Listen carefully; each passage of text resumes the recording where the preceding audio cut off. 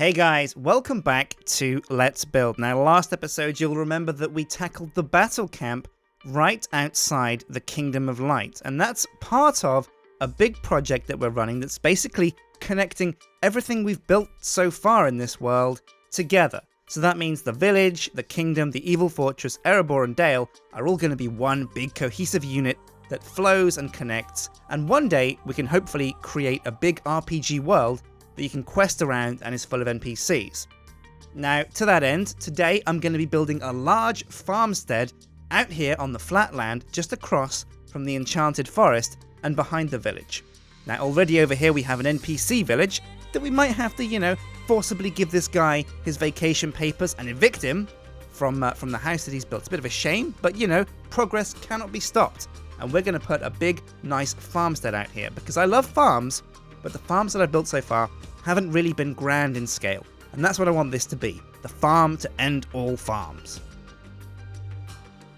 So to start with, what we need to do is connect it up with some road, and I'm building out here with a mix of cobblestone and gravel from the village itself. I'm going to connect with about a 3-wide road that just trails along these hills and meanders over to where we're going to build the farm. I didn't want to use pure cobblestone because I thought that would be a bit too neat and expensive for just a dirt path that comes out of the village. But I do like the idea of cobble, and I thought just a pure gravel road would also look a bit too uniform. So what I'm going to be trying to do is mix in some cobblestone with some gravel blocks just to give it a kind of a rough texture when you're walking along this path.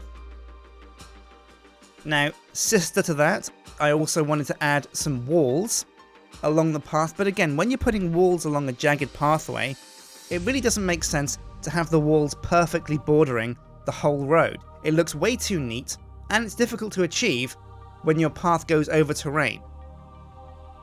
So what I'm doing here, and you can see this happening in the background, is I'm breaking up the walls a lot. There's a lot of gaps in between them, and what this does is it kind of just makes the area just look a bit more changey, if that's even a word, but I like it and I think it should be.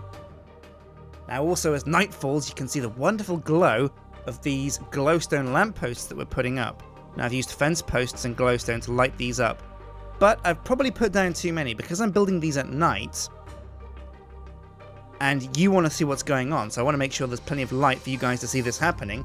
But unfortunately, what I've probably done is added a few too many lampposts, so later on I will be coming back and reducing the number of lampposts that I've put here.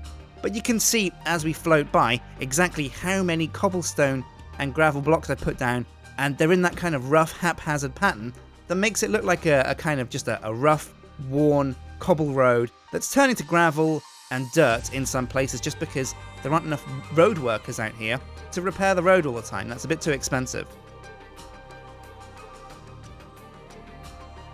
And yeah, as I finish up the last few lampposts, I jump around here with some bone meal and put down some rough shrubbery.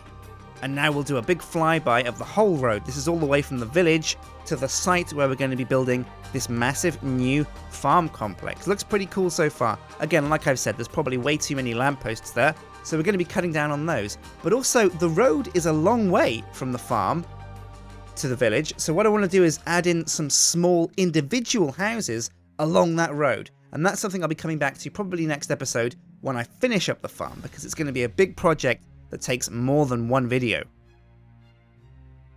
Now, the first thing we need is a nice big farmhouse for the farm family to live in. Now, this is such a big farm. This is going to be probably a big farm family. Maybe even the farmhands themselves live on this ranch in this house. So what I'm doing here is I'm raising up on stilts, about 1 block high stilts, a bunch of dark oak logs. I'm putting down light wooden planks, I think maybe birch, as the floorboards inside the main farmhouse. And then once that's complete, you can see I've started to build there some cobblestone around the inside layer of these dark oak logs. Then I'm building up again with oak pillars, building up one more layer, and then I'm building another ring around the whole house. Now at the back of the house, that ring is going to extend by 1 to make it look like the house gets bigger as you go up. And that's a look that I have come to enjoy and like from my builds. But at the front of the house, it's going to remain the same because the back of the house is going to be 2 floors high, but the front of the house is only going to have the roof and the 1 floor. So you can see me here on the second level, and I'm putting down some light wooden planks again. It's the same kind of wooden planks that we use as the floorboards. And that's just to make it so that the bottom of the house is cobblestone, but the top of the house is a lighter shade, and it's very kind of Tudor. And now again, it's time to put down some dark oak wooden planks and start building our peaked roofs. Now these usually take a long time, and this is probably what took me the most time out of the whole build. Well, apart from actually putting down the wheat fields, but you'll see that later. But luckily we've become an old hand at building these peaked roofs out of blocks of stairs. So it didn't take us that long to get this thing completed.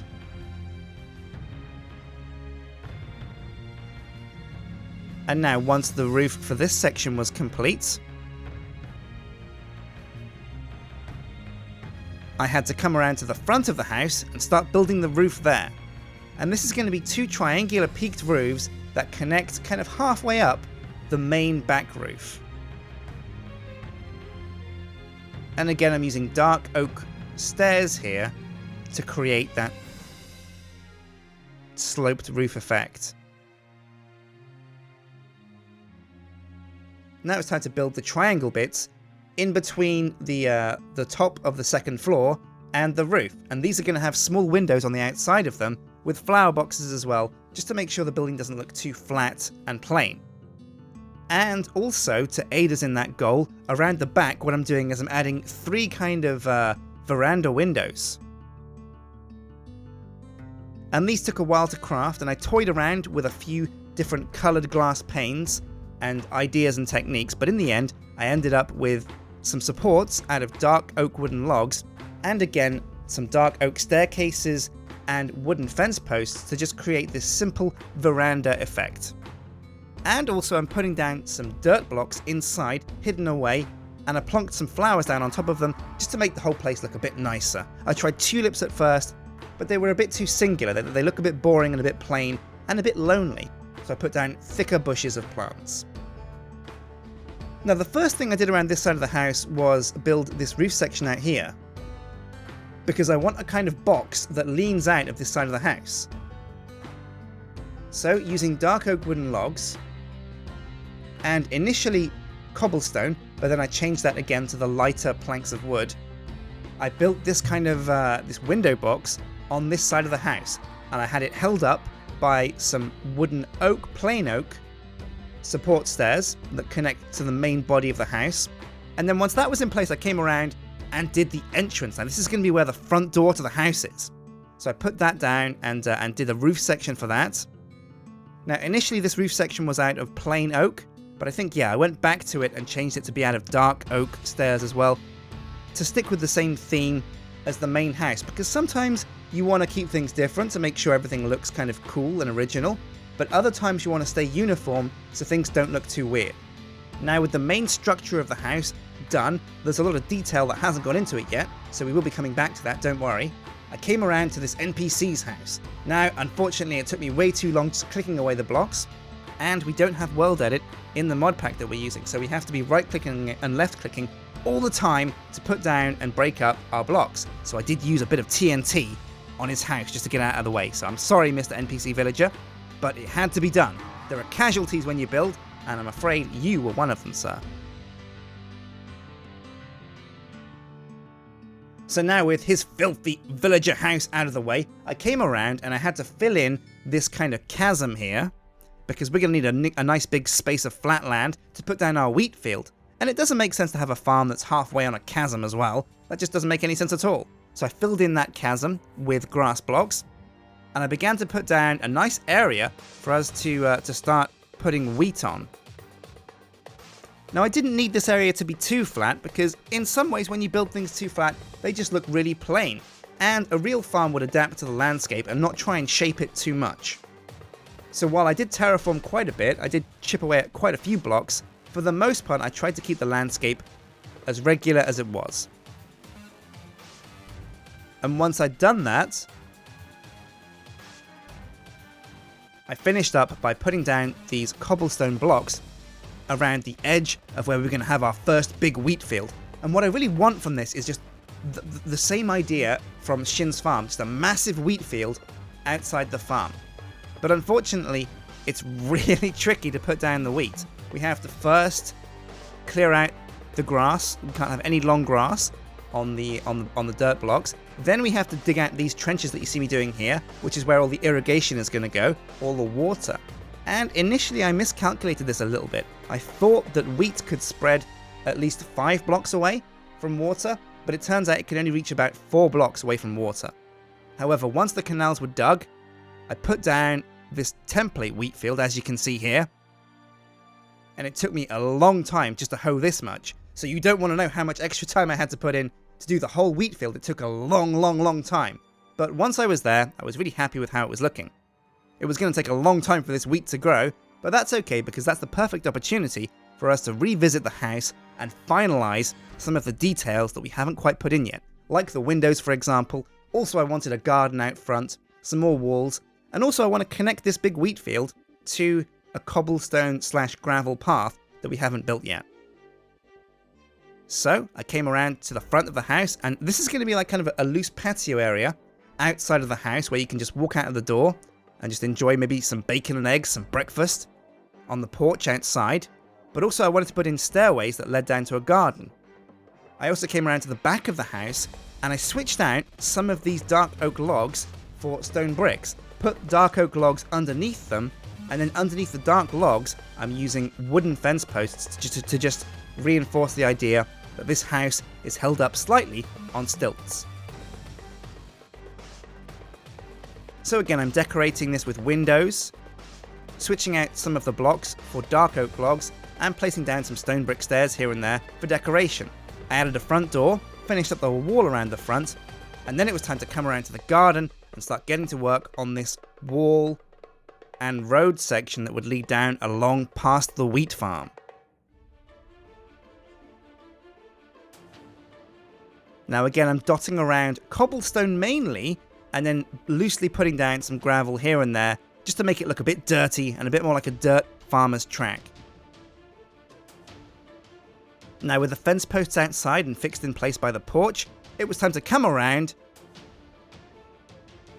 and add windows to the whole house. So that's what I'm doing here, and I've used the lightest clear stained glass that I could get. Not quite glass panes, I think I used very light grey stained glass, because it has enough of a sheen, which is what we're looking for, so you can definitely see there's glass there, but it's not see-through, and it's not too bright and colourful or too matte. It's not too grey. And now I put down a wall around the edge of the farm, but then inside that wall as well, I put down a 2-high block of green leaves. These are oak leaves, but when you put them down, they look kind of like hedges. And I like the idea of having a hedge that's higher than the wall, just to give these farmers and his family, or her family, just a bit more privacy if they want to enjoy the fruits of their labour and sit down and have a nice snack in the garden. And then once I put down an oak tree, finished up the path, and put down some flowers, I'd say that this garden was pretty much complete. Oh, of course, yes, I'm forgetting to put down a bench for people to sit on when they want to enjoy it. Oh, and of course you can see me in the background there, in the murky storm kind of fog, putting down a chimney stack as well. Right, so that's it for this episode of Let's Build, but that's not it for the farm itself. There's a lot more to be done. We're going to need a massive barn, some stables, but oh, you can see the windows in place, the verandas at the back, that chimney stack. There's no smoke coming out of it yet, but we might use some cobwebs to have that kind of chimney stack smoke effect. Also, the garden's complete, there's lampposts lit up, and it has a front door. But what we're going to need to do next time is get some silos, some stables, some more vegetable patches, and some cattle and pigs and things on the farm to finish it up. But I've been Sjin, and this has been Let's Build. Hit like and favourite and subscribe if you want to see more of these videos, and I'll see you guys next time for some more building. Take care.